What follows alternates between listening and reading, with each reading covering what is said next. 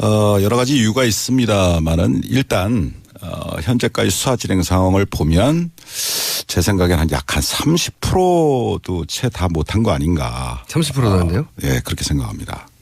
최동욱 전 검찰총장님 나오셨습니다. 안녕하십니까? 예, 오랜만입니다. 네. 총장님 잘리신 이후에 이 스튜디오에 직접 나오신 건 처음이죠?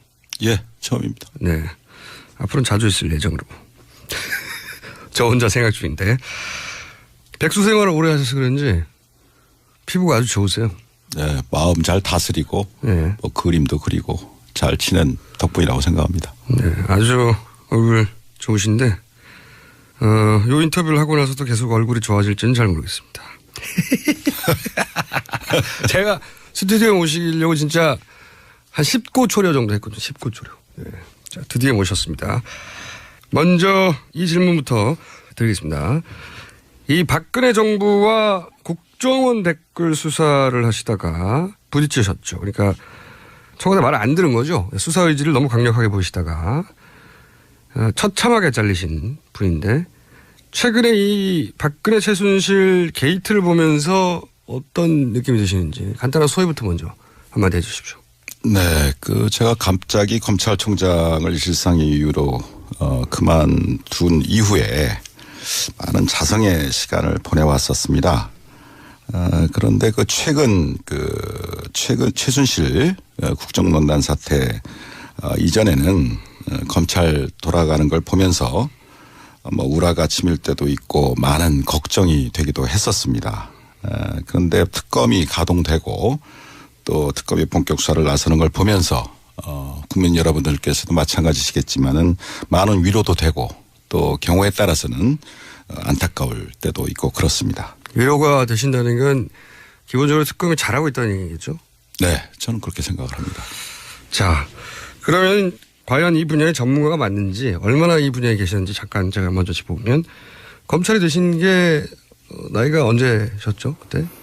예, 군 복무 3년 마치고 29살에 서울지검 검사로 임관을 했습니다. 29살에. 예. 그리고 확 잘리신 게? 총장 6개월 하고. 6개월? 예, 2013년 9월 30일자로 퇴직을 했는데 그때가 55살이었습니다. 29년. 제가 알기로는 헌정사상 최단기 검찰총장이었어요. 6개월. 6개월 검찰총장을 하셨고 그런 배경 지식을 가지시고요. 그러니까 사회생활 하시고 검찰에만 계신 거죠? 쭉. 네. 그리고 네. 백수 3년 했습니다. 많이 들으셨어요, 방송이? 자. 먼저 이제 특검 연장.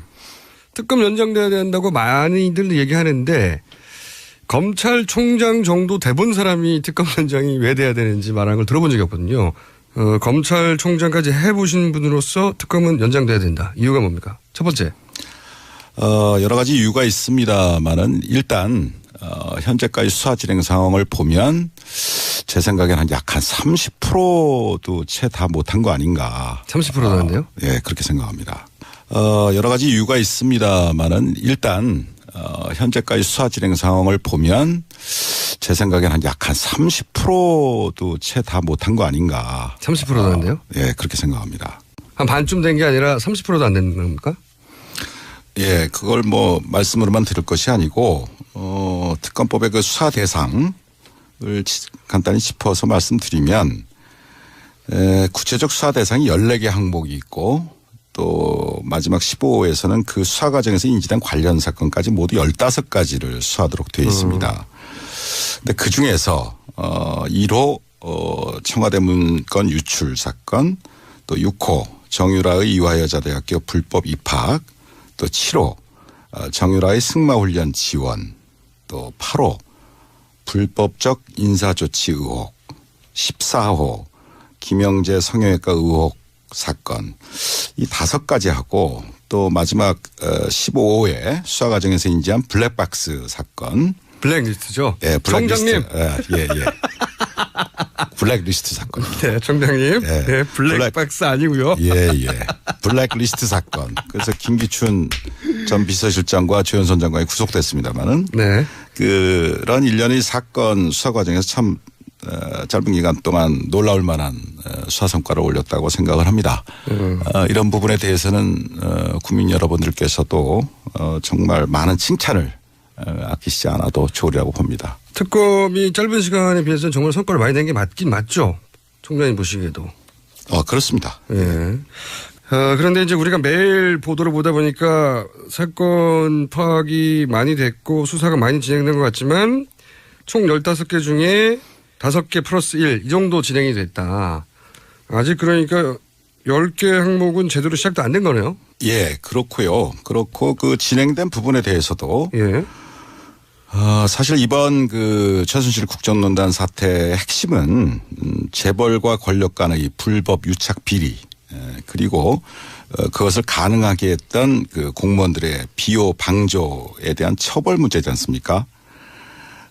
그래서 특검의 수사 대상이 먼저 재벌들과 권력 간의 뇌물수수 의혹과 관련된 3, 4, 5호 다음으로 이런 국정농단을 가능하게 했던 우병우 등 관련 공무원들의 직무유기나 직권남용 등 방조 비호 의혹과 관련된 90호 그 큰 두 덩어리가 주된 요체입니다. 그런데 그 재벌 권력과 재벌 유착과 관련해서는 잘 아시다시피 삼성 이재용 부회장 영장 기각으로 인해서 예. 3주간 또 수사가 많이 딜레이 됐고 나아가서 삼성 이외에도 SK라든가 롯데라든가 CJ라든가 예. 이런 여타 재벌들에 대해서도 많은 뇌물수 의혹이 제기되지 않았습니까? 진도가 딱 막혔어요. 이거 영장 기각되면서. 그런 부분에 대해서는 전혀 지금 수사를 진척할 수 있는 여유가 없었던 것 같고 그다음에 그 무엇보다도 이러한 국정농단을 가능하게 했던 그 비호 의혹과 관련해서 예. 우병우 등 그 관련 공무원들에 대한 사건이 예. 뭐 아직 시작도 안 했고 막 그거는 이제 시작 단계 아닌가 뭐 그렇기 때문에 결국 실질적으로 봐도 30% 이상은 진척됐다고 보기가 어렵다. 그렇군요. 듣고 보니까 그런데 그래서 이 영장 기각이 굉장히 크게 특검의 수사를 방해하는 건데 자 그럼 이제 대형 사건 수사도 하셨고 검찰총장도 하셨고 그런 경험을 총 망라해서 비춰볼 때 이 정도 규모의 복합적인 사건이면 얼마의 인력이 지금은 20명이거든요. 근데 얼마의 인력이 얼마의 기간 동안 20명이 70일 동안 하고 끝날 공산이 크게 됐는데 얼마나 필요합니까? 얼마의 기간과 사람? 네, 그래서 이 부분에 대해서는 이전에 특검법 제정되기 전에도 제가 한번 지적한 기억이 있습니다만은 적어도 이런 정도 사건이라면 너무 많은 그 의혹이 제기되어 있는 사건이기 때문에 적어도 유능한 검사 약 40명 정도는 투입을 해서 1년 정도는 1년? 지속적으로 수사를 해야 비로소 대부분의 실상이 제대로 밝혀질 것이라고 믿습니다. 실제 과거에 그 수사하셨던 재벌 수사 경험에 비춰보자면 어떻습니까? 구체적으로 좀. 네. 그 수사라는 것은 이제 선택과 집중이 참 중요한데, 제가 2006년도 중수부 수사기획관을 할 때, 그때 현대 자동차 비자금 사건을 수사한 적이 있습니다. 한 건. 예. 네. 그 단발 사건이죠. 한 건 사건이었는데, 그때만 해도 중수부 검사 20명 정도가 4개월 정도를 정말 낮밤 없이 내사함이 수사를 진행했고, 그렇게 해서도 아주 힘들게 청문개정을 구속했던 기억이 있습니다. 그러군요. 한 건을 4개월 해야 제대로 수사가 되는데 지금 이 정도는 안 된다. 그러니까 총장님 보시기에는 2배로 늘리고 70일, 100일이 아니라 1년을 해야 된다. 이렇게 보시는 거죠. 그렇습니다. 네, 예, 제대로 수사가 되려면. 이게 최고 전문가의 견해입니다. 자, 수사가 아직 30%라도 안 됐다. 그게 첫 번째 이유고. 그러면 두 번째 이유는 어떤 게 있습니까? 어차피 뭐 특검법이란 건 한시법이고 제한된 법정 기간 내에만 특검이 수사를 할 수 있는 것인데 지금 70일이 다 돼가고 그다음에 30일을 만약에 연장이 안 돼서 2월 말까지 특검 수사 활동이 종료가 된다면 예. 이 특검에 수사하고 있었던 이 모든 사건들은 다시 검찰의 손으로 넘어가게 됩니다. 네네. 그런데 이 사건을 먼저 수사했던 현재의 검찰은 예. 재벌과 권력 간의 뇌물수수 혐의에 대해서는 손도 대지 못했었고 직권남용했죠. 직권남용죄로만 기소를 했죠. 예. 또 우병우 등 그 관련 공무원들의 비호 방조에 대해서는 막 제대로 수사도 하지 못한 채 특검한테 사건을 전부 이관하는 지금 그런 상황이 되지 않았습니까? 저도 취재를 해보니까 우병우 관련은 텅 비어 있다고 하더라고요. 예. 네. 아예. 예. 그래서 뭐 여러 가지 뭐 국정원 댓글 사건도 있고 국정원 간첩 증거 조작 사건도 있고 뭐 여러 가지 사건들이 많이 있었습니다. 예.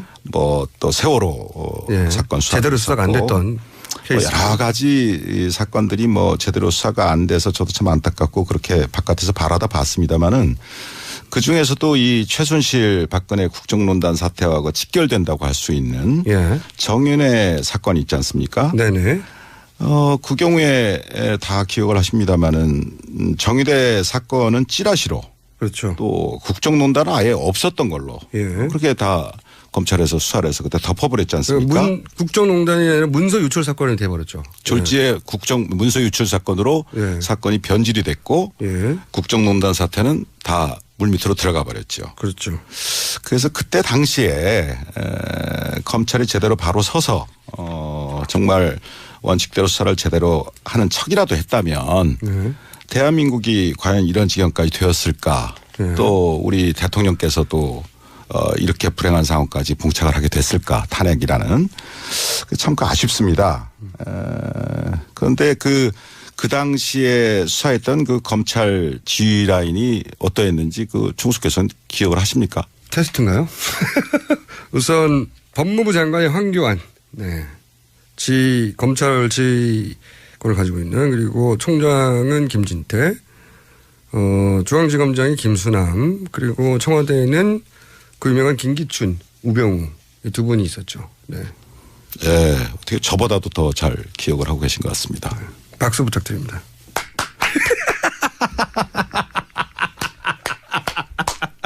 자, 박수 받았고요. 칭찬 받았고. 그런데요.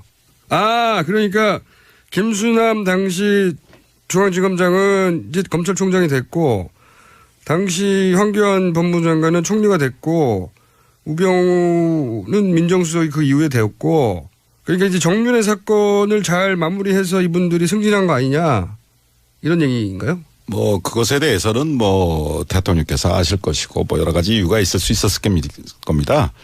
그러나 제 개인적인 판단으로 한 가지 분명한 것은 그분들이 찌라시라는 대통령 가이드라인을 따르지 않고 법과 원칙에 따라서 정윤회 사건을 제대로 수사해서 처리했다면 막 그 자리에 갈 수 없지 않았을까 뭐 그런 생각을 합니다.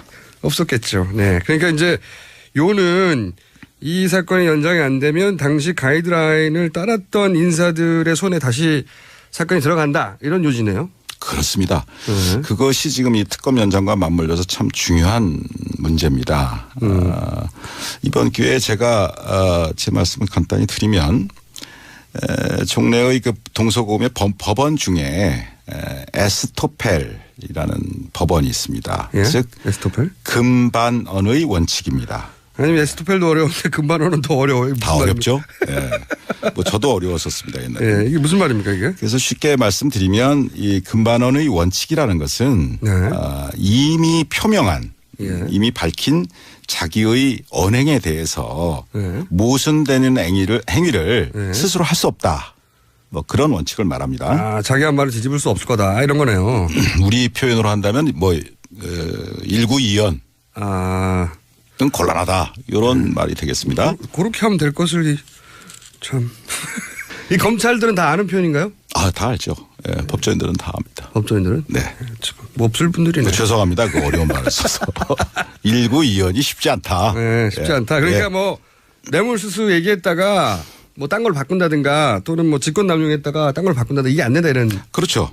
그 지금 검찰은 특검으로 이관하기 전에 이 사건을 뇌물수수가 아니라 직권남용죄로만 의율을 했지 않습니까? 의율이요? 의율? 네. 직권남용죄를 적용했다. 그렇게 표현하면 좀 의율. 쉽게 이해가 되시겠죠. 의율했지 않습니까? 법을 적용했다. 네. 이것도 검사들은 다 아는 표현입니까? 네. 그거는 일반 국민들도 많이 아십니다. 아니에요. 의율. 이런 의율이를 법을 적용했다. 이거 네. 법률 조항을 직권남용죄라는 형법상의 처벌 조항을 적용했다. 그거를 의율한다고 그렇습니다. 뭐뭐에 의거하여 법률을 적용하다고요? 그렇죠. 그런 의미입니다. 네. 쉬운 말로 해주세요. 근데 그랬던 검찰이 이 사건을 다시 특검으로부터 다시 이관 받아서 네. 뇌물수수죄로 제대로 수사해서 기소할 수 있겠냐. 자기가 한 말이 있는데 네. 그때는 왜 몰랐냐. 네. 이렇게 말을 할 수가 있겠네요. 불가능한 거죠. 일부 이혼하는 문제가 되니까. 그다음에 또 한 가지는 이것 또한 어려운 말입니다. 우리 헌법상에 자기 부죄 금지의 원칙이라는 것이 있습니다. 그러니까 말하자면 스스로 죄를 부담할 수는 없다. 그래서 여러분들이 아시다시피 묵비권, 뭐 최순실 씨 요새 묵비권. 자기 죄에 대해서 진술을 거부할 수 있는 거예요. 거부할 수 있는 권리를 네. 준다. 이게 그 원칙. 이게 이제 헌법상의 원칙입니다. 자기 부죄 금지 원칙이요? 네네. 그래서 이게 그러면 예를 들어서 법원에 가서 제가 이제 법정에 많이 나가봤지 않습니까? 법원에 가가지고 증인들이 있을 때 제일 먼저 물어보는 것 중에 하나가 이 진술과 관련해서 뭐 자기 가족이나 친척한테 불이익을 줄 수 있는 내용이 있느냐 그런 거 거부해도 된다. 일종의 그러한 입장에서 이제 증언 거부권이 보장이 되어 있는 겁니다. 그게 이 원칙에서 출발하는 거네요. 네. 그런데 그래서 결국은 그런 자기 금지 부재 금지 원칙이 있는 것처럼 자기 자신이나 또는 자기 자신이 속한 조직, 기관에 대해서 스스로 수사해서 처벌한다는 것은 현실적으로 기대하기가 참 곤란합니다. 이건 현실적인 문제이기도 하죠. 그러니까 검찰이 만약에 검찰 내부에 지금 사건과 연루된 사람이 있는데 제대로 수사를 할 수 있겠냐? 곤란하다는 거죠. 네. 어려울 거다. 네. 그래서 결국은 공무원의 비호 방조 의혹 수사를 하다 보면 결국 지금의 검찰 지휘 라인과 또 관련 검사들이 수사 대상이 될 가능성도 있지 않겠습니까? 많겠죠. 네. 예를 들어서 최순실 입국했는데 31시간 동안 왜 봐줬어? 뭐 여러 가지가 있죠. 그리고 국정농단 벌어졌을 때 몰랐어. 정윤회 사건 때도 그랬고. 우병우 라인이 누구야? 뭐 이런 질문을 받을 수밖에 없잖아요. 지금. 그렇습니다. 그런데 그걸 자기 손으로 자기가 할 수 있겠냐. 어렵다.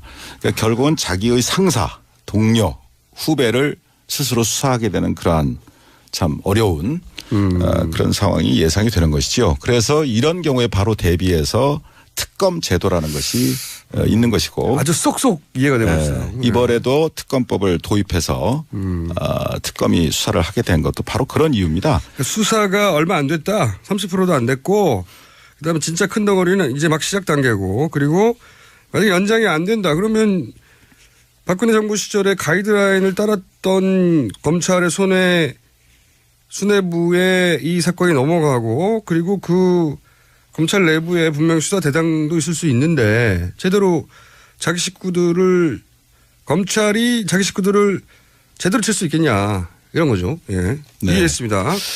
그럼 만약에 특검 연장이 안 될 가능성이 점점 농후해지고 있는데 만약에 정말로 특검 연장이 안 되고 지금 우려하신 대로 넘어갔어요. 그럼 구체적으로 무슨 일이 벌어집니까? 네. 검찰 내부에서. 제가 뭐 한 26년간 검사 생활을 한 입장에서 검찰총장까지 되신 분들의 경험을 못 들어봤거든요. 네. 맨 꼭대기에서 봤을 때 무슨 일이 벌어집니까 이게? 뭐 그런 입장에서 네. 국민 여러분들의 어떤 이해를 돕기 위해서 간단히 좀 말씀을 드려보겠습니다. 네. 잘 아시다시피 그 특검의 지위는 법적으로 독립되어 있지 않습니까? 그렇기 때문에 특검에서 수사하고 있는 그 수사 상황을 대통령과 법무부 장관 그리고 검찰 수뇌부에게 보고하지 않아도 되도록 되어 있습니다. 그게 굉장히 중요한가 보죠. 또는 더 나아가서 보고해서는 안 되도록 되어 있습니다. 그러니까 이게 굉장히 중요하니까 그렇게 했겠죠. 굉장히 중요한 문제죠. 왜 그렇습니까? 수사를 하다 보면 가장 중요한 것은 수사 기밀의 유지입니다. 그렇겠죠. 수사 기밀의 유지고 또 수사 기밀이 유출이 되면 그 수사와 관련된 이해 관련자들이 여러 가지 측면으로 작용을 하게 됩니다. 증거를 조회하거나 인멸하거나 뭐 대답을 준비하거나 또 압력을 넣는다거나 뭐 여러 가지 문제가 있기 때문에 그 부분이 굉장히 중요한 것인데 특검법은 이제 그걸 보장하고 있는 거죠. 독립성을. 그런데 특검 이전의 검찰로 다시 돌아가게 되면 그때그때의 수사 상황이 비호 방조 의혹을 받고 있는 황교안 대행이나 또 김수남 총장에게 보고되겠죠. 당연히. 그렇게 되고 또 보고돼야 되는 게 검찰 체계죠 지금. 네. 중요한 사항에 대해서는 보고를 하도록 되어 있습니다.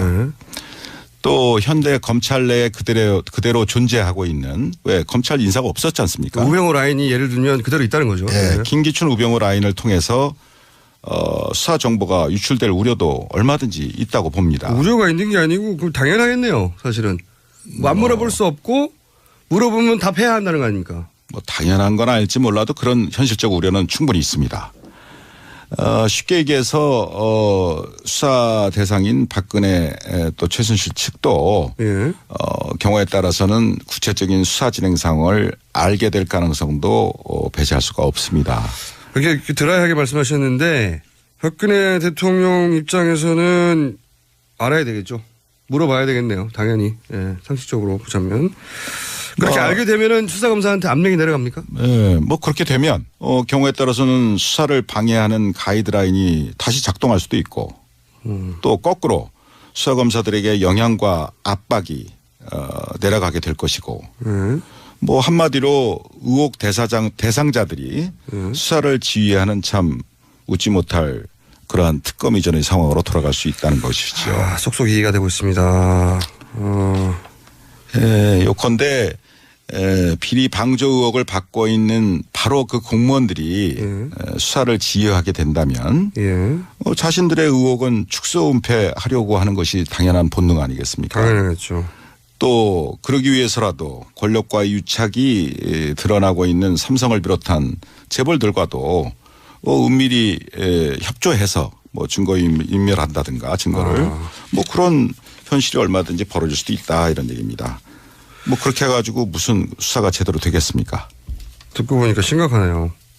듣고 보니까 당연히 일어날 수 있는 일들이고 실제 검찰총장이 되시면서 26년간 검찰 내부에 있으면서 이런 경우를 경험하신 거죠. 자, 계속해서 이제 이런 말씀하셨어요. 그 비호 방조 의혹이 있는 공무원들이라고 이제 드라이하게 표현하셨는데 이게 바로 예를 들면 우병우 라인이나 이런 걸 의미하시는 것 같은데 만약에 검찰 내부에서 여전히 살아있다고 생각하시는 그 라인 이름이 어떻게 됩니까?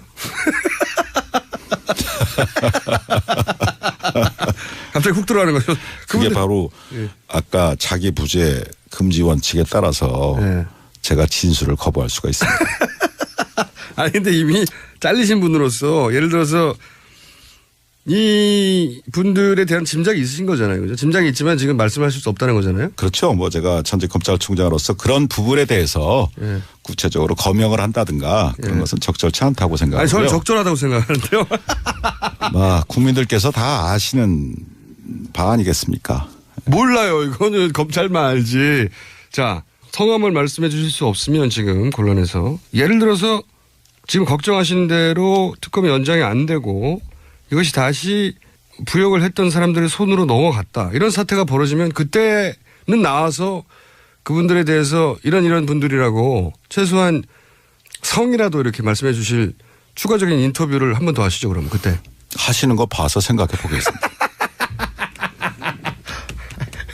방송감이 굉장히 늦었어요. 하시는 거 봐서. 자, 그러면은 저는 풍금을 방정하게 유지하면서 총장님한테 잘 보여서 반드시 추가 인터뷰를 제가 따내는 것으로 약속드리겠습니다. 자, 잠깐 중간 정리를 하면 특검 연장 왜 해야 되느냐. 아직도 출발 단계다 수사. 이거 하려면 1년 해야 된다. 제대로 하려면. 그리고 연장 안 되면 다시 가이드라인 시절로 돌아간다. 그 손으로. 그러면 제대로 수사될 리가 없다. 그리고 실시간으로 수사 상황이 수사 대상자들에게 넘어갈 수도 있고 당연히 박근혜 최순실 이쪽에도 넘어가서 제대로 수사되지 않고 과거에 우리가 겪어왔던 사건들처럼 유야무야 끝날 수도 있다. 그런 심각한 우려 아주 설득력 있습니다. 저희가 이제 총장님을 잘 모셨다고 저 스스로 저를 칭찬하고요. 자, 근데 시간이 저희가 벌써 2부 시간이 다 됐네요. 여기서 잠깐 끊고 저희가 최동욱 전 검찰총장 만나고 있습니다. 끊고 8시 10분에 다시 3부에서 돌아오겠습니다. 이어서 스튜디오에 저희가 사실상 납치하다시피 해서 모신 최동욱 전 검찰총장과 인터뷰 이어가도록 하겠습니다. 두 번째 사안. 아마도 오늘 내일 중으로 영장 재청구가 있을 것 같은 분위기인데요. 자, 이재용 그 부회장 영장요. 이게 이제 1차 기각됐었거든요. 이거 좀 쉽게 설명해 주세요. 왜 기각됐다고 보십니까, 당시? 뭐 저도 뭐 언론 보도를 통해서 아는 것밖에 없습니다만은 제 입장에서 보면 크게 보면 세 가지였던 것 같습니다. 기각 사유가. 첫째는 뇌물죄나 제3자 뇌물 공여죄에 대한 얘기인데 도대체 뭐에 대한 대가성이냐 또 부정한 청탁을 한 적이 있느냐 뭐 이런 것들에 대한 구체적 증거를 좀 더 보완해라. 증거를 더 가져와라. 예. 뭐 그게 하나가 있고요. 예. 그다음에 또 하나는 이 사건 진행 과정에서 뭐 대통령과의 독대 문제라든가 또 미르재단 또 정유라에 대한 삼성 지원 문제가 삼성 합병 이후의 일 아니냐. 그럼 삼성 합병과는 관련이 없을 수도 있는 거 아니냐라는 의구심. 예. 뭐 두 번째는 그런 게 있었던 것 같고요. 그다음에 세 번째는 조사와 관련된 문제인데 대개 뇌물수수죄의 경우에 있어서는 뇌물 공여자와 뇌물 수수자를 동시에 처리를 합니다. 예. 그런데 이 사건의 경우에 있어서는 대통령께서 검찰에서 조사를 거부했고 예. 또 지금도 뭐 밀고 당기고 진행 중인 걸로 알고 있습니다만 안 하실 것 같아요. 아직까지 특검에서도 조사에 응하지 않고 계시지 않습니까? 예. 그래서 법원 입장에서는 이런 부분 즉 뇌물수수 혐의를 받고 있는 대통령에 대한 조사가 아직 이루어지지 않지 않았느냐라는 지적. 이게 특검 세 책임은 가지였던 것 같습니다. 특검 책임은 아니잖아요. 물론이죠. 네, 물론이죠. 특검은 최선을 다하고 있다고 봅니다. 그러면 요거는 이제 법원에서 기각한 이유를 이제 추정하신 건데 이렇게 기각하는 게 맞습니까? 어떻게 보세요? 평생 검찰 하신 분으로서. 물론 뭐 법원의 판단에 대해서 제가 가타부타 언급을 하는 것은 뭐 적절치 않습니다. 하실 거면서. 그러나 제 경험에 비추어서 네, 하실 제 경험에 거죠? 비추어서 가타부타. 간단한 제 생각을 말씀드리겠습니다. 네. 자, 가타부타 시작됩니다. 권력과 재벌이 유착된 이런 대형 사건들의 경우에는 통상적으로 장기간에 걸친 치밀한 계획 아래 합법의 가면을 쓰고서 공조직 등의 다양한 채널을 동원해서 입체적으로 이루어지게 됩니다. 이것은 경험상 그렇습니다. 또 더 나아가서 사후에 말하자면 어떤 뇌물수건이 있었는데 네. 사후에 문제가 생겼을 경우에도 그 과정에서 벌어진 개별적인 행위들은 전부 합법적이고 공적이고 하는 그런 탈을 쓰게 됩니다. 그러면서 그 개별적인 하나하나의 행위들에 대해서는 합법적이었다 공적이었다라고 말하자면 까미플라치를 한다 이런 얘기입니다. 카모플라치. 그런 식으로 그 시스템을 만들어 놓는다 이겁니다. 미리 만들어 놓는다는 얘기입니다. 그러니까 이게 이런 재벌 정도가 우리나라의 최고급 자원들을 총동원해 쓸 수 있는 재벌. 물론이죠. 이런 재벌들이 일으키는 사건 같은 경우에는 개별적 하나하나 사건들은 나중에 문제가 되면 이게 합법이었다라고 말할 핑계를 미리미리 준비해내서 그렇게 짜고 시작한다는 거죠. 다 외형적인 명분을 만들어 놓고 시작을 합니다. 그렇겠죠. 예. 그렇기 때문에 그런 사건을 일상적으로 우리 주변에서 일어나는 소소한 어떤 그런 단순 뇌물 사건의 관점에서 바라다 보게 되면 그 실체에 부합되는 제대로 된 법적 평가나 처벌이 결코 가능하지 않습니다. 불가능합니다. 그러니까 뭐 동네 그 공무원들하고 동네에서 공무원들과 뭐 돈 몇 푼 주고받았든가 이런 사건들처럼 취급하면 안 된다는 거죠, 이거는. 예를 들면 뭐 음주운전 봐줄 테니까 100만 원 줄게. 네. 이런 사건하고 완전히 다르다는 얘기입니다. 완전히 다르다. 네. 그럼 어떻게 해야 되느냐. 이런 복잡다단한 대형 사건들의 경우에는 가장 문제가 되는 것이 결국 대가성과 청탁 유무에 대한 판단인데 예. 그런 것을 판단할 때 예. 1년의 과정, 장기간에 걸쳐 이루어지죠. 1년의 과정 전체를 한 덩어리로 바라보는 포괄적인 관점에서 그 판단이 이루어져야 한다 이런 얘기입니다. 뭐 그래야 비로소 그 실체에 근접한 판단이 가능하게 되고 그렇기 때문에 바로 도입된 것이 포괄적 뇌물수수죄 법리고 포괄적. 뭐 여러 차례에 걸쳐서 우리 대법원에서도 판례로 확립된 입장이기도 합니다. 그러니까 이런 재벌 사건 같은 경우에는 개별 행위는 이미 공무원들이 동원되거나 뭐 하면서 합법적인 틀을 쓰고 있기 때문에 개별 따지면 소용이 없고 전체적으로 볼 때 뭐 지난 2, 3년간 진행된 전체적인 과정을 볼 때 포괄적으로 이것은 뇌물수수로 봐야 하고 그래야 밝혀지는 거기 때문에 대법원도 이미 그렇게 정리해 둔 거라는 거죠. 네, 그걸 뭐 제가 예를 조금 돕기위해서 말씀드린다면 네. 우주를 바라다 보는데 예. 뭐 무수한 항성들 있지 않습니까? 예. 우주를 바라다 보는데 그 우주를 제대로 보려면 예. 그래서 우주 전체 실체를 그나마 제대로 알으려면 망원경으로 전체를 바라다 봐야 될 거 아닙니까? 그렇죠. 망원경으로. 예. 그런데 거기에다가 돋보기를 갖다 들이대고서 개별적인 장면 하나하나를 따지기 시작하면 우주 전체의 실체라는 것은 접근할 수도 없고 온데간데 없고 오로지 봤더니 저건 달이고 봤더니 저거는 뭐 지구고 이런 식의 어떤 그 자잘한 실체와는 거리가 동떨어진 법적 논쟁만 남게 된다 이런 말입니다. 한마디로 말씀을 드리면 우리가 하늘에 있는 달을 보더라도 돋보기를 들이대고 달을 보려면 그 달이 제대로 보이겠습니까? 망원경으로 봐야지.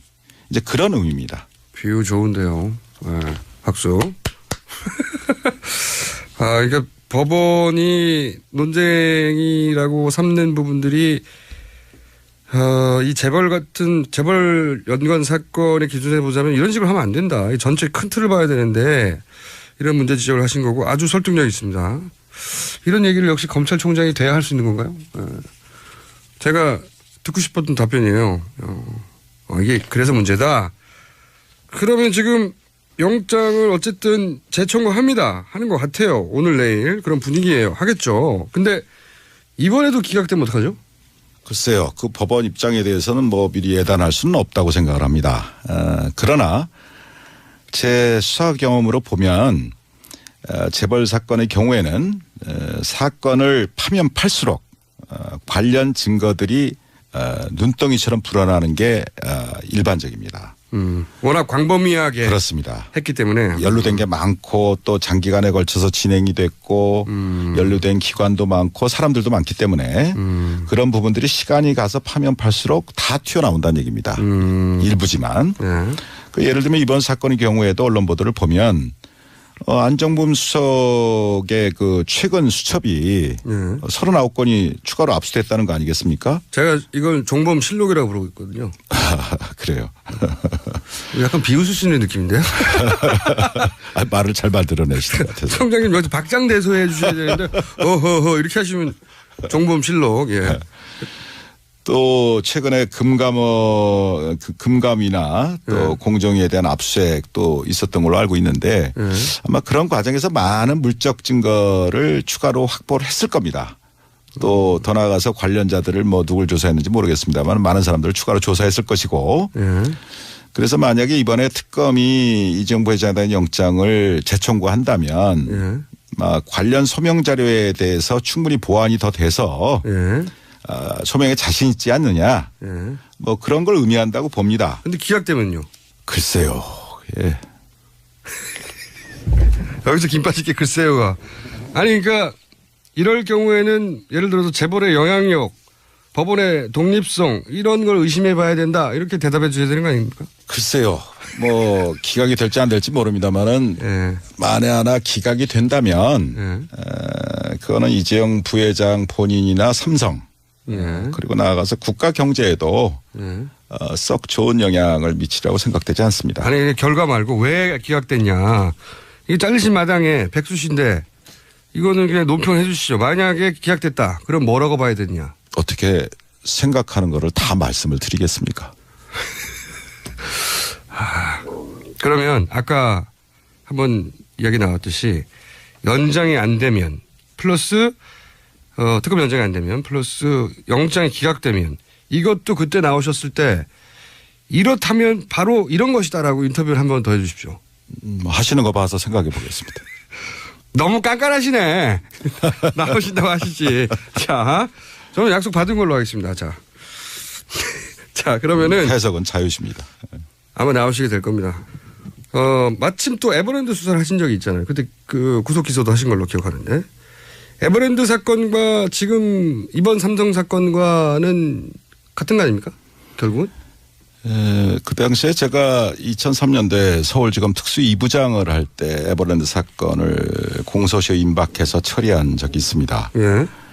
물론 그 당시에도 여러 가지 많은 안팎의 어려움이 있었기 때문에 구속 못했습니다. 구속 못하셨어요? 구속 못했고 당시에 에버랜드 사장하고 경영지원본 실장인가 그 임원하고 그 두 분만 공소시효 문제 때문에 공소시효 문제 때문에 일단 분리 기소를 해서 이건희 등 나머지 주요 공범들에 대한 공소시효를 정지한 적이 있습니다. 그만큼 어렵구나. 상당히 어려운 겁니다. 삼성은 워낙 재벌 상대 수사라는 것이.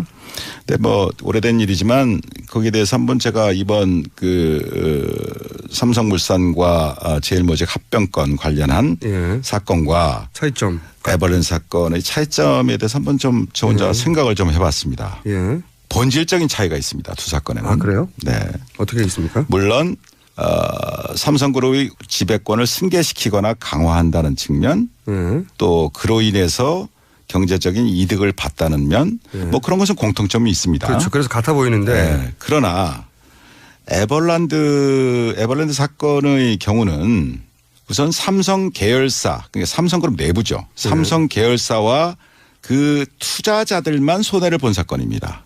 그렇죠. 일반 국민이 아니고. 그렇죠. 삼성 계열사와 그 투자자들 즉 에버랜드의 주주들입니다. 이 사람들이. 그러니까 삼성 계열사가 그럼 삼성 계열사가 손해를 보면서 본 사건인데 삼성 계열사가 손해를 보니까 삼성 계열사에 투자한 투자자들도 손해를 보게 된다는 거죠. 그렇죠. 그런 의미에서 삼성 계열사와 그 투자자들만 손해를 봤죠.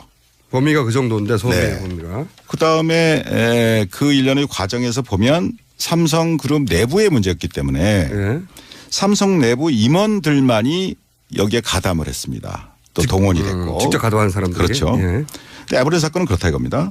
그런데 이번 사건의 경우를 보면 이 2,100만 명 말이 그렇지 이게 천문학적인 인원 아닙니까? 국민의 반인데 2,100만 명이 넘는 국민연금 가입자 전체가 잠재적인 손해자가 됐단 말입니다. 손해를 봤단 말입니다. 맞죠. 예. 그다음에 그 수법을 보더라도 단순히 그 삼성그룹 내부의 문제로 해치운 게 아니라 뇌물 공여까지 해가면서 국가기관을 총동원했다 이겁니다.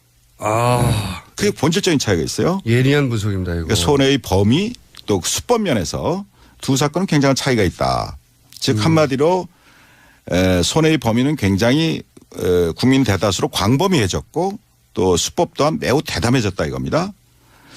그래서 제가 이전에 에버랜드 사건을 수사했던 경험과 이번에 언론 보도를 통해서 쭉 느껴지는 것은 재벌들을 처벌해야 할 때 제대로 처벌하지 않으면 시간이 갈수록 그 폐해는 그 손해는 더욱 커지고 또 그 수법 또한 아주 악질적으로 진화한다 이러는 겁니다. 방법이 굉장히 진화한다 이거예요. 법보다도 더 앞서갑니다. 굉장히 예리한 이런 얘기를 들어본 적이 없어요. 검찰총장이 괜히 되신 게 아니네요. 6개월밖에 안 했지만. 완전 설득되고 있습니다. 그렇죠. 더 대담해지고 더 악질적으로 변했어요. 그런데 이번에도 틀림없이 얘기 나올 텐데 이 재벌 총수 구속하면은 국가 경제 악영향이 있다. 이러면서 이제 구속하지 말라고 그러잖아요. 이 부분은 직접 재벌 총수를 구속시켜본 경험이 있는 분으로서 어떻게 생각하십니까? 네, 제가 경험한 바에 의하면 뭐 저는 이제 정몽구 회장을 그때 직접 중수부에서 구속을 한 적이 있고 뭐 최태원 뭐 김승연 회장 이런 분들은 이제 예하청에서 구속할 때 제가 지휘라인에 있고 그랬습니다마는 그 재벌 총수를 구속을 할 때마다 전 일간지에 전면 광고가 나갑니다. 맞아요. 국가경제. 그러면서 거기서 국가경제가 항상 나오고 그다음에 우리 총수가 구속이 되면 기업 가치가 하락하고 또 대신료가 추락돼서 그 회사는 물론이고 국가경제도 어려워진다. 협박이죠. 협박. 뭐 이런 식의 기사와 광고가 횡행합니다. 지금도 삼성 이재용 부회장 얘기할 때 종편에서는 끊임없이 그 논리를 갖다 대요. 그렇습니다. 그런데 지난 경험입니다마는 정몽구, 최태원, 김승연 등 그 재벌 총수가 구속된 이후에 뭐 현대자동차든 SK든 한화그룹이든 기업 가치가 하락하거나 또는 대외 신인도가 추락해서 국가 경제가 더 어려워졌었습니까? 그렇다고 아니죠. 생각하세요? 아니죠. 아닙니다. 그렇죠. 예. 이거는 실제 사례를 들어서 반박하면 되는군요.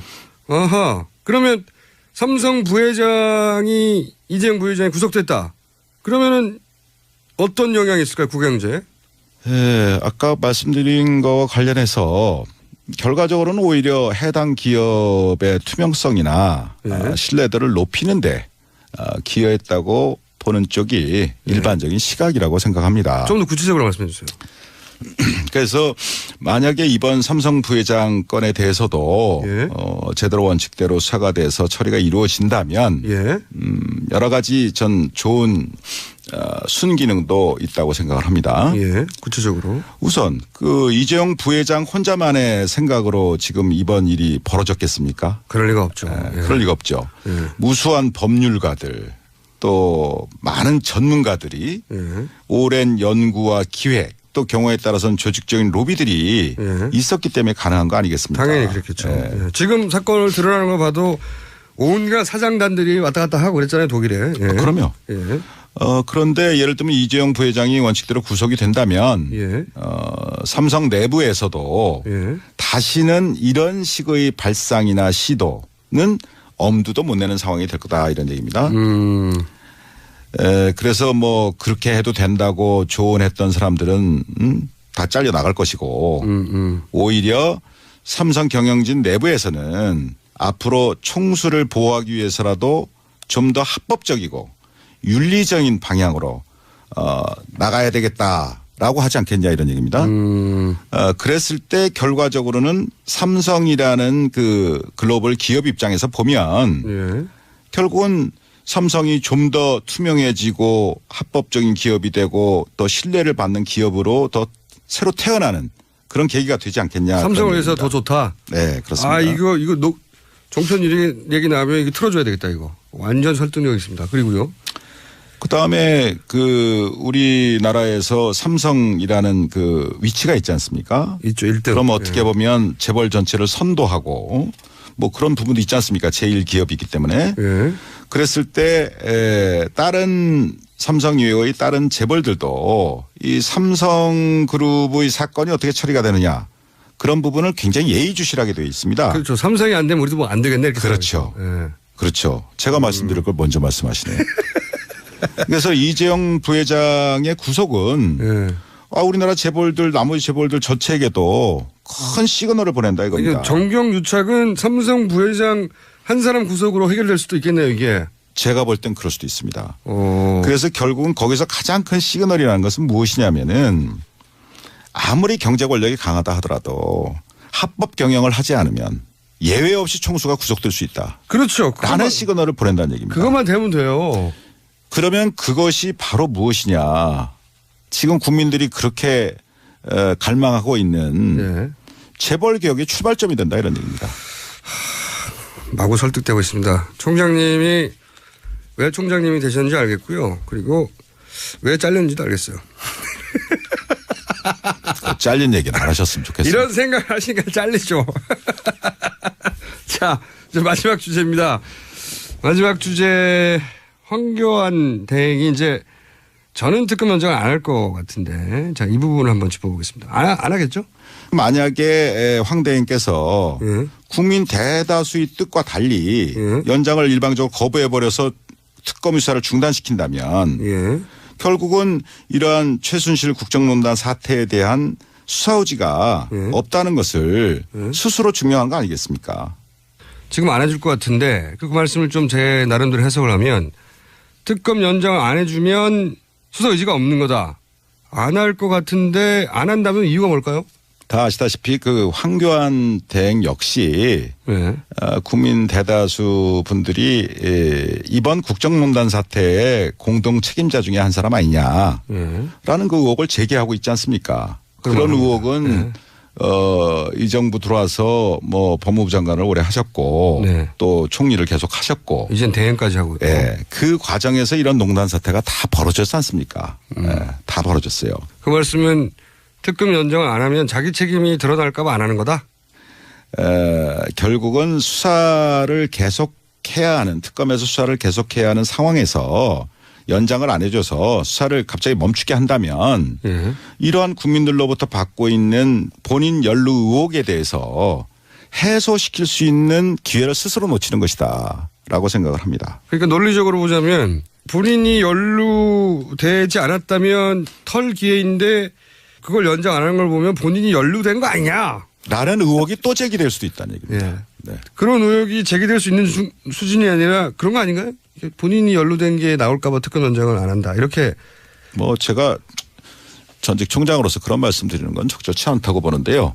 네. 어쨌든 특검을 연장해서라도 본인의 국민들적 의혹을 해소시키는 것이 황교안 대행 본인에게도 좋을 것이다. 또 그것이 국민들이 바라는 바일 것이다. 라는 게 제 의견입니다. 살짝 약간만 삐딱하게 보면 이게 협박처럼 들려요.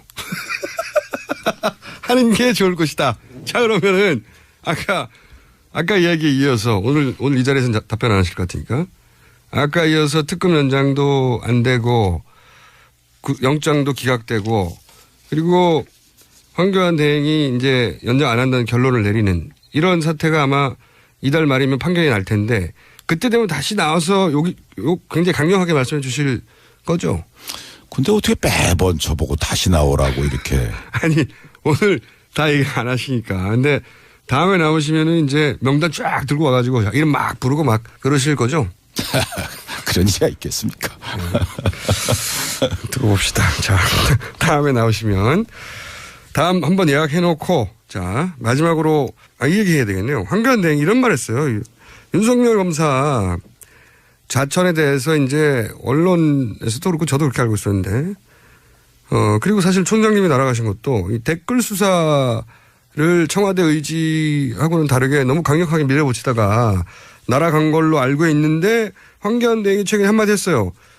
윤석열 검사가 자천된 것은 댓글 수사와는 상관이 없고 종합적으로 볼 때 자질의 문제가 있어서 자천된 거다. 이런 식으로 말했단 말이죠. 여기에 대해서는 당시 댓글 수사를 총지휘하셨던 검찰총장이고 그리고 그로 인해서 자천됐다고 알려진 윤 검사에 대해서 이 황교안 대행의 논평에 대해서 한마디 하셔야 될 것 같은데요. 제가 그 국회 대정부 질의 과정에서 황 대행께서 그렇게 답변하시는 기사를 하셨다는 보도를 보고 누가 누구를 평가하나. 이 윤석열 검사는 제가 뭐 오래 전부터 뭐 같이 근무도 하고 데려두고도 일하고 뭐 지휘도 하고 또 마지막으로 제가 이제 국정원 댓글 사건 수사팀장으로 임명도 하고 그래서 수사하다가 저는 이제 1심 상임사로 먼저 나가고 그랬습니다만은 본인 그런 오랜 오래 겪어본 그 선배 입장에서 생각을 한다면 뭐 제 나름대로 평가를 하고 싶은 생각도 듭니다. 뭐라고 평가하시겠습니까? 우선 황교안 대행은 자질이 문제가 있어 실력이 없어 자천했다는 거거든요. 한마디로 요약하면. 전 뭐 거기에 대해서는 아까 그 말로 답변을 대신하고요. 누가를 평가하냐? 제 생각으로는 이 윤석열 검사는 지금 뭐 특검팀에서 열심히 뭐 쥐야창창 수사를 하고 있는 것 같은데 아주 치밀하고 해박한 법률 전문가입니다. 법률 이론가예요. 기본적으로. 그다음에 어떤 법과 원칙에 어긋나는 것 거기에 대해서는 단호히 거부합니다. 오케이. 저한테도 많이 거부했어요. 그러면 어떤 이 검찰이라는 것이 상명하복 조직인데 거기서 상사의 말이 틀리다고 그래서 거기에 대해서 거부를 하고 대들고 자기 소신을 편다는 것은 정말 그건 대단한 용기가 필요한 겁니다. 바깥에서 보시는 것보다도 더. 그래서 거기에는 분명히 자기 희생적인 자기 헌신적인 용기가 없으면 불가능한 겁니다. 근데 이 윤석열 검사 같은 경우는 제가 겪은 바에 의하면 자기 헌신적인 용기를 갖고 있어요. 갖고 있는 친구다 이거요. 그다음에 또 아주 다이내믹합니다. 신중하면서도 다이내믹해서 말하자면 예리한 칼잡이다. 그래서 한마디로 제가 말씀드린다면 문무를 겸비한 훌륭한 검사다. 문무를 겸비한. 문무를 겸비한 훌륭한 검사다. 뭐 그런 표현을 하고 싶습니다. 자, 무슨 말씀인지 잘 알았고요.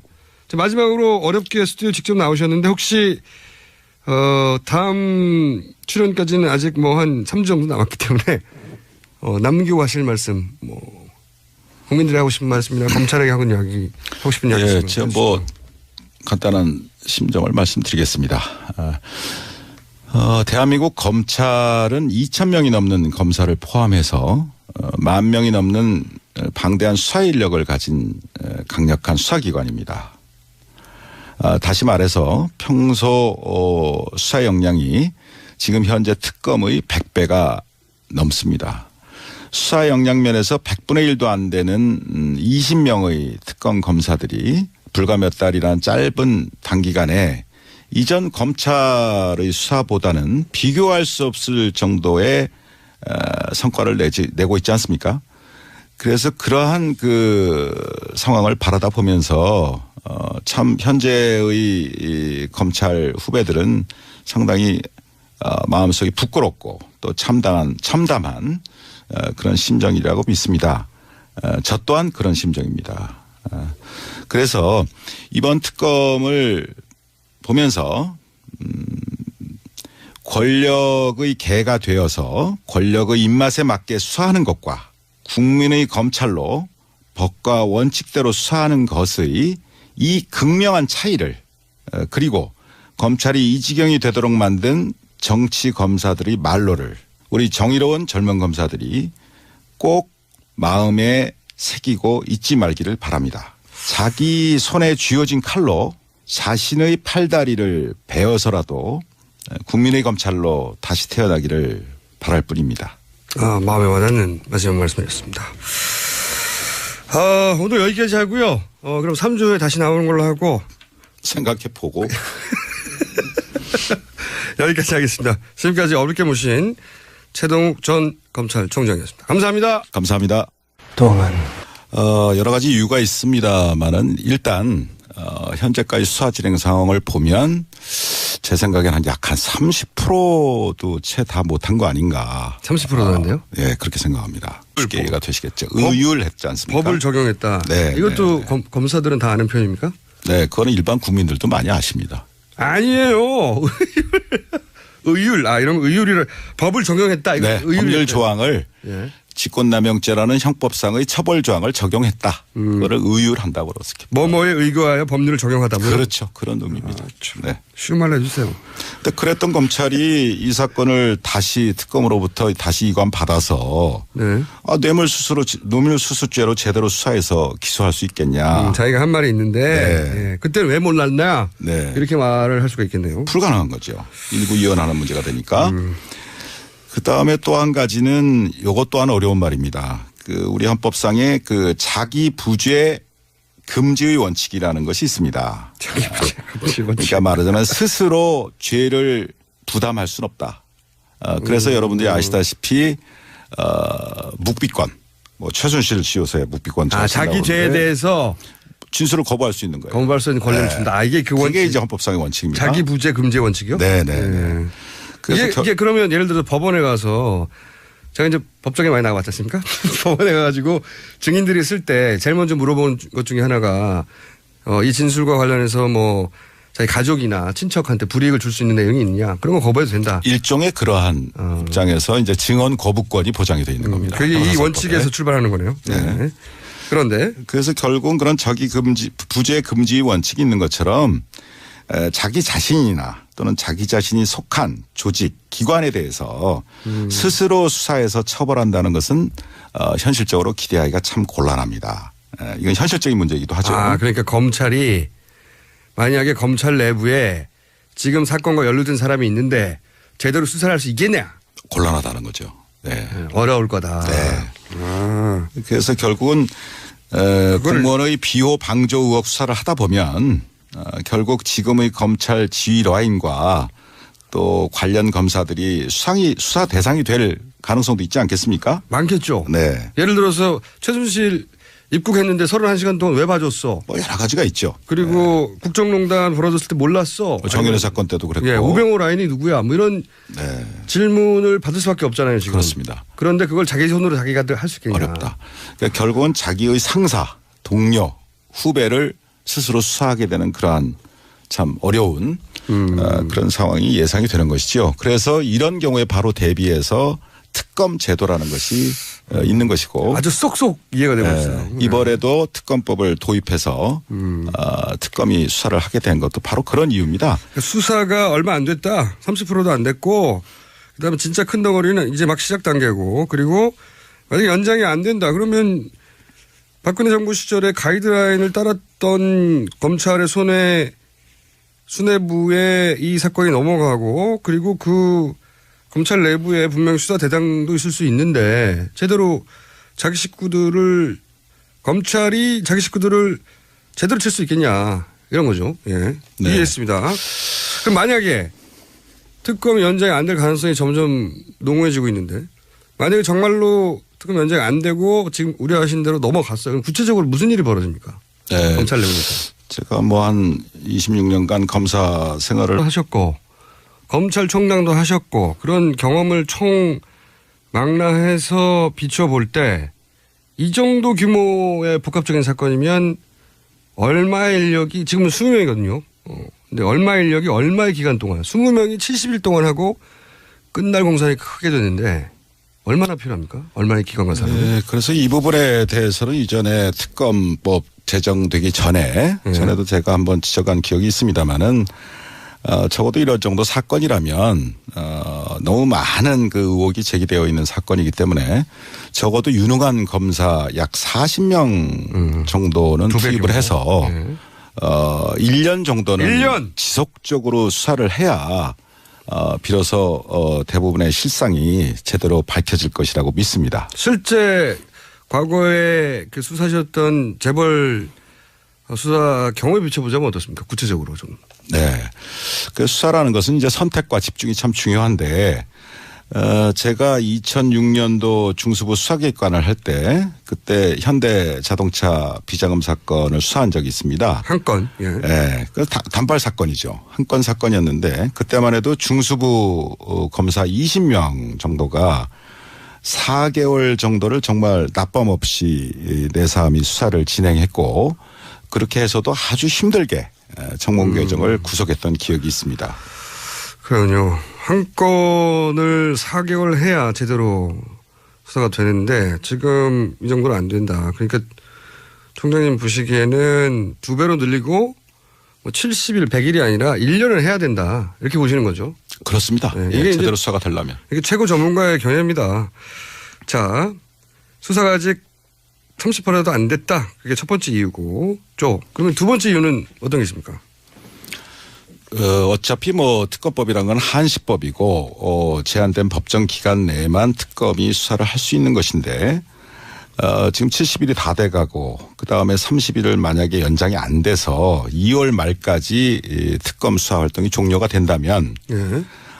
이 특검에 수사하고 있었던 이 모든 사건들은 다시 검찰의 손으로 넘어가게 됩니다. 네네. 그런데 이 사건을 먼저 수사했던 현재의 검찰은 예.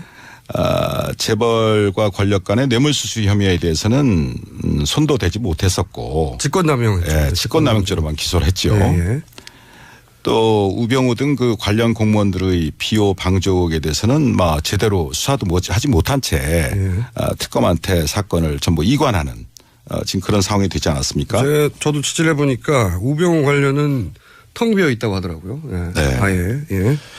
그래서 여러 가지 국정원 댓글 사건도 있고 국정원 간첩 증거 조작 사건도 있고 여러 가지 사건들이 많이 있었습니다. 예. 또 세월호 사건 수사 제대로 수사가 안 됐던 케이스. 여러 가지 사건들이 제대로 수사가 안 돼서 저도 참 안타깝고 그렇게 바깥에서 바라다 봤습니다마는 그 중에서도 이 최순실 박근혜 국정농단 사태하고 직결된다고 할 수 있는 정윤회 사건이 있지 않습니까? 네네. 그 경우에 다 기억을 하십니다마는 정의대 사건은 찌라시로 그렇죠. 또 국정농단은 아예 없었던 걸로 그렇게 다 검찰에서 수사를 해서 그때 덮어버렸지 않습니까? 국정농단이 아니라 문서 유출 사건이 돼버렸죠. 졸지에 문서 유출 사건으로 사건이 변질이 됐고 국정농단 사태는 다 물밑으로 들어가 버렸죠. 그렇죠. 그래서 그때 당시에 검찰이 제대로 바로 서서 정말 원칙대로 수사를 제대로 하는 척이라도 했다면 대한민국이 과연 이런 지경까지 되었을까? 또 우리 대통령께서도 이렇게 불행한 상황까지 봉착을 하게 됐을까? 탄핵이라는 참 아쉽습니다. 그런데 그 당시에 수사했던 그 검찰 지휘 라인이 어떠했는지 그 총수께서는 기억을 하십니까? 테스트인가요? 우선 법무부 장관이 황교안, 네. 검찰 지휘권을 가지고 있는, 그리고 총장은 김진태, 중앙지검장이 김수남, 그리고 청와대에는 그 유명한 김기춘, 우병우 이 두 분이 있었죠. 네.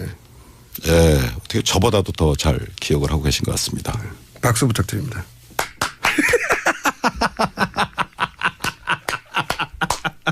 자, 박수 받았고요. 칭찬 받았고. 그런데요.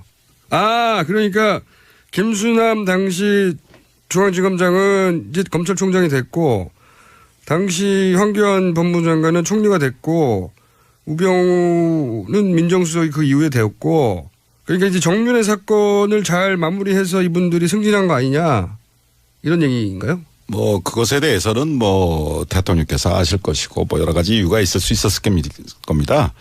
그러나 제 개인적인 판단으로 한 가지 분명한 것은 그분들이 지라시라는 대통령 가이드라인을 따르지 않고 법과 원칙에 따라서 정윤회 사건을 제대로 수사해서 처리했다면 막 그 자리에 갈 수 없지 않았을까 뭐 그런 생각을 합니다. 없었겠죠. 네. 그러니까 이제 요는 이 사건이 연장이 안 되면 당시 가이드라인을 따랐던 인사들의 손에 다시 사건이 들어간다, 이런 요지네요. 그렇습니다. 그것이 지금 이 특검 연장과 맞물려서 참 중요한 문제입니다. 이번 기회에 제가 제 말씀을 간단히 드리면 종래의 그 동서고금의 법원 중에 에스토펠이라는 법원이 있습니다. 예? 즉 에스토펠? 금반언의 원칙입니다. 아니면 에스토펠도 어려운데 금반언은 더 어려워요. 다 어렵죠. 예. 뭐 저도 어려웠었습니다 옛날에. 예, 이게 무슨 말입니까 이게? 그래서 쉽게 말씀드리면 이 금반언의 원칙이라는 것은 이미 표명한 이미 밝힌 자기의 언행에 대해서 모순되는 행위를 스스로 할 수 없다. 뭐 그런 원칙을 말합니다. 자기 한 말을 뒤집을 수 없을 거다, 이런 거네요. 우리 표현으로 한다면 뭐 일구이연. 는 곤란하다, 이런 말이 되겠습니다. 그렇게 하면 될 것을 참. 이 검찰들은 다 아는 표현인가요? 다 알죠. 예, 법조인들은 다 압니다. 법조인들은? 네. 뭐 없을 분들이네. 죄송합니다. 그 어려운 말을 써서. 일구이연이 쉽지 않다. 네, 쉽지 않다. 그러니까 뭐 뇌물수수 얘기했다가 뭐 딴 걸 바꾼다든가 또는 뭐 직권남용했다가 딴 걸 바꾼다든가 이게 안 된다, 이런. 그렇죠. 그 지금 검찰은 특검으로 이관하기 전에 이 사건을 뇌물수수가 아니라 직권남용죄로만 의율을 했지 않습니까? 의율이요? 의율? 네. 직권남용죄를 적용했다. 그렇게 표현하면 좀 의율 못한 거 아닌가. 30%도 안 돼요? 예, 그렇게 생각합니다. 한 반쯤 된 게 아니라 30%도 안 되는 겁니까? 예, 그걸 뭐 말씀으로만 들을 것이 아니고 특검법의 그 수사 대상을 간단히 짚어서 말씀드리면 구체적 수사 대상이 14개 항목이 있고 또 마지막 15호에서는 그 수사 과정에서 인지된 관련 사건까지 모두 15가지를 수사하도록 되어 있습니다. 근데 그 중에서 1호 청와대 문건 유출 사건, 또 6호 정유라의 이화여자대학교 불법 입학, 또 7호 정유라의 승마훈련 지원, 또 8호 불법적 인사조치 의혹, 14호 김영재 성형외과 의혹 사건, 이 5가지 하고 또 마지막 15호에 수사 과정에서 인지한 블랙박스 사건. 블랙리스트죠. 예, 블랙리스트. 청장님. 예. 블랙리스트 사건. 네, 청장님. 네, 블랙박스 아니고요. 예. 블랙리스트 사건. 그래서 김기춘 전 비서실장과 조현선 장관이 구속됐습니다만은 그런 일련의 사건 수사 과정에서 참 짧은 기간 동안 놀라울 만한 수사 성과를 올렸다고 생각을 합니다. 이런 부분에 대해서는 국민 여러분들께서도 정말 많은 칭찬을 아끼시지 않아도 좋으리라고 봅니다. 특검이 짧은 시간에 비해서는 정말 성과를 많이 낸 게 맞긴 맞죠? 총장님 보시기에도. 그렇습니다. 예. 그런데 이제 우리가 매일 보도를 보다 보니까 사건 파악이 많이 됐고 수사가 많이 진행된 것 같지만 총 15개 중에 5개 플러스 1 이 정도 진행이 됐다. 아직 그러니까 10개 항목은 제대로 시작도 안 된 거네요. 예, 그렇고요. 그렇고 그 진행된 부분에 대해서도 예. 사실 이번 그 최순실 국정농단 사태의 핵심은 재벌과 권력 간의 불법 유착 비리 그리고 그것을 가능하게 했던 그 공무원들의 비호 방조에 대한 처벌 문제지 않습니까? 그래서 특검의 수사 대상이 먼저 재벌들과 권력 간의 뇌물수수 의혹과 관련된 3, 4, 5호 다음으로 이런 국정농단을 가능하게 했던 우병우 등 관련 공무원들의 직무유기나 직권남용 등 방조 비호 의혹과 관련된 90호 그 큰 두 덩어리가 주된 요체입니다. 그런데 그 재벌 권력과 재벌 유착과 관련해서는 잘 아시다시피 삼성 이재용 부회장 영장 기각으로 인해서 예. 3주간 또 수사가 많이 딜레이 됐고 나아가서 삼성 이외에도 SK라든가 롯데라든가 CJ라든가 예. 이런 여타 재벌들에 대해서도 많은 뇌물수 의혹이 제기되지 않았습니까? 진도가 딱 막혔어요. 네. 영장 기각되면서. 그런 부분에 대해서는 전혀 지금 수사를 진척할 수 있는 여유가 없었던 것 같고 그다음에 그 무엇보다도 이런 국정농단을 가능하게 했던 그 비호 의혹과 관련해서 예. 우병우 등 그 관련 공무원들에 대한 사건이 예. 뭐 아직 시작도 안 했고 막 그거는 이제 시작 단계 아닌가 뭐 그렇기 때문에 결국 실질적으로 봐도 30% 이상은 진척됐다고 보기가 어렵다. 그렇군요. 듣고 보니까 그런데 그래서 이 영장 기각이 굉장히 크게 특검의 수사를 방해하는 건데 자 그럼 이제 대형 사건 수사도 여러 가지 이유가 있습니다만은 일단 현재까지 수사 진행 상황을 보면 제 생각에는 약 한 30%도 채 다 못한 거 아닌가. 30%도 안 돼요? 예, 그렇게 생각합니다. 최동욱 전 검찰총장님 나오셨습니다. 안녕하십니까? 예, 오랜만입니다. 네. 총장님 잘리신 이후에 이 스튜디오에 직접 나오신 건 처음이죠? 예, 처음입니다. 네. 앞으로는 자주 있을 예정으로. 저 혼자 생각 중인데. 백수 생활을 오래 하셔서 그런지 피부가 아주 좋으세요. 네, 마음 잘 다스리고 네. 뭐 그림도 그리고 잘 치는 덕분이라고 생각합니다. 네. 아주 얼굴 좋으신데, 요 인터뷰를 하고 나서도 계속 얼굴이 좋아질지는 잘 모르겠습니다. 제가 스튜디오에 모시려고 진짜 한 10고초려 정도 했거든요. 10고초려. 네. 자, 드디어 모셨습니다. 먼저 이 질문부터 드리겠습니다. 이 박근혜 정부와 국정원 댓글 수사를 하시다가 부딪히셨죠. 그러니까 청와대 말을 안 들은 거죠. 수사 의지를 너무 강력하게 보이시다가 처참하게 잘리신 분인데 최근에 이 박근혜 최순실 게이트를 보면서 어떤 느낌이 드시는지 간단한 소회부터 먼저 한마디 해 주십시오. 네, 제가 갑자기 검찰총장을 일상의 이유로 그만둔 이후에 많은 자성의 시간을 보내왔었습니다. 그런데 최근 최순실 국정농단 사태 이전에는 검찰 돌아가는 걸 보면서 뭐 우라가 치밀 때도 있고 많은 걱정이 되기도 했었습니다. 그런데 특검이 가동되고 또 특검이 본격 수사를 나서는 걸 보면서 국민 여러분들께서도 마찬가지시겠지만은 많은 위로도 되고 또 경우에 따라서는 안타까울 때도 있고 그렇습니다. 위로가 되신다는 건 기본적으로 특검이 잘하고 있다는 얘기겠죠? 네, 저는 그렇게 생각을 합니다. 자, 그러면 과연 이 분야의 전문가가 맞는지 얼마나 이 분야에 계셨는지 잠깐 제가 먼저 짚어보면 검찰이 되신 게 나이가 언제셨죠? 그때? 예, 군 복무 3년 마치고 29살에 서울지검 검사로 임관을 했습니다. 29살에. 예. 그리고 확 잘리신 게? 총장 6개월 하고 6개월. 예, 2013년 9월 30일자로 퇴직을 했는데 그때가 55살이었습니다. 29년. 제가 알기로는 헌정사상 최단기 검찰총장이었어요. 6개월. 6개월 검찰총장을 하셨고 그런 배경 지식을 가지시고요. 그러니까 사회생활 하시고 검찰에만 계신 거죠? 쭉. 네, 그리고 네. 백수 3년 했습니다. 많이 들으셨어요, 방송이? 자, 먼저 이제 특검 연장돼야 된다고 많이들 얘기하는데 검찰총장 정도 돼본 사람이 특검 연장이 왜 돼야 되는지 말하는 걸 들어본 적이 없거든요. 검찰총장까지 해보신 분으로서 특검은 연장돼야 된다. 이유가 뭡니까? 첫 번째. 여러 가지 이유가 있습니다만은 일단 현재까지 수사 진행 상황을 보면 제 생각에는 약 한 30%도 채 다 못한 거 아닌가. 30%도 안 돼요? 예, 그렇게 생각합니다.